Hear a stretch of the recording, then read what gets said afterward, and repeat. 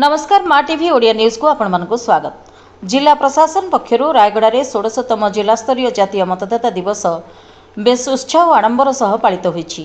सकाळे block छकरू Virat सचेतनता rally बाहरी सहर परिक्रमा पर विजु पट्टनायक प्रेक्षालय समाप्त होइथिला।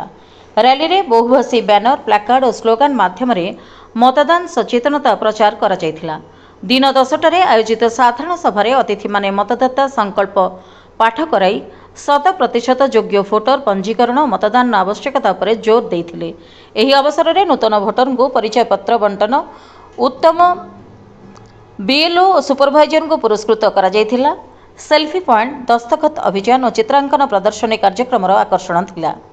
जिलार प्रति बूथ स्तर में जातीय मतदाता दिवस पालित होई युवा और नूतन भोटर माने सम्मानित होइथिले। ब्यूरो रिपोर्ट माँ टीवी ओडिया न्यूज।